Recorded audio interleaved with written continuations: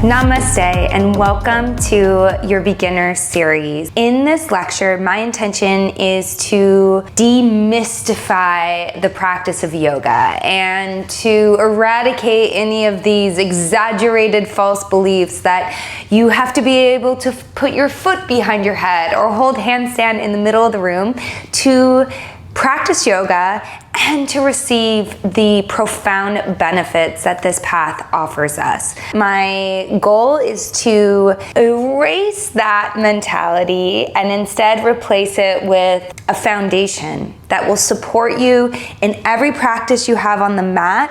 But yoga to me is a life practice.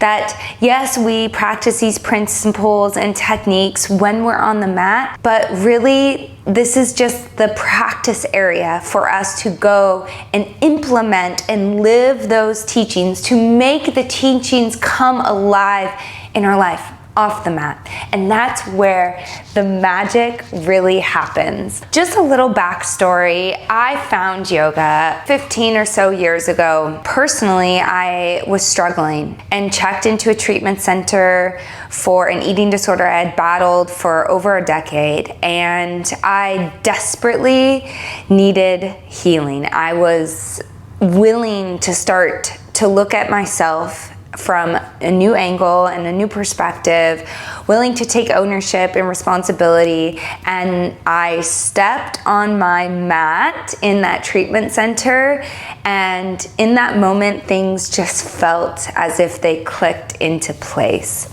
And ever since that day, I've been on this path of yoga and taking it day by day, practice by practice, and believing in the power that the practice has to transform my mind, my heart, and my body. And once you get a little taste of that power of transformation, you just keep coming back, because you know that this path is a worthy path, that it is a worthy investment of your time and your energy, that the practice of yoga doesn't transform you into some enlightened, better version of yourself. But this is an important point, that yoga actually returns you to the beauty and the bliss and the truth that you already are, to the perfect you that is inside of you. Yes, with your idiosyncrasies and your neuroses, the things that make you you, but it returns you to that place of perfection. And that's my continual motivation for showing up as a teacher, because I know how sweet life can be when we tune out the bullshit and we come back to our deepest heart and live from that space. Let's start with the word itself, yoga. Yoga is a Sanskrit word, and it means literally to yoke, right? So you can think about it as union, or I like to think about it as connection. And to me, that connection is not just connecting to our body and our mind and our breath and that aspects of ourself, but rather the little self, who I am, like Lex and all my idiosyncrasies and neuroses and my crazy personality.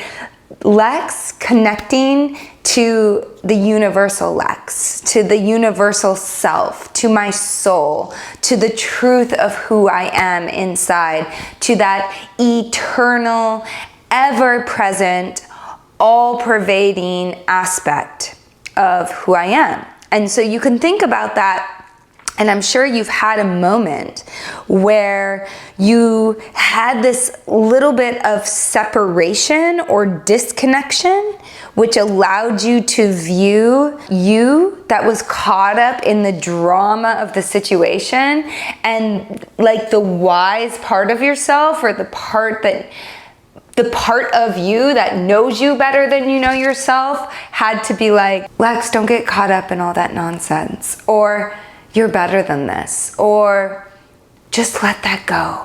Or in a moment that we're struggling or suffering, a part inside of us spoke words of kindness and compassion and reassured us, you're gonna be okay. We all have had a moment like that, right? Where we just feel into a part of ourselves that feels like home. And that is a promise that this practice of yoga offers us, extends to us, that we'll return home to our own self and to our own heart.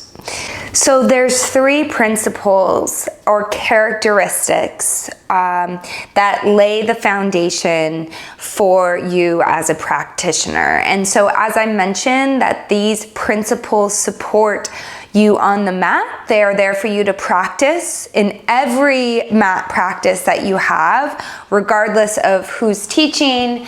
It doesn't matter the shapes or the forms or the postures that are in that flow or that specific class. These are universal and fundamental principles and aspects to cultivate and to focus on. So we have openness, connection, and expression.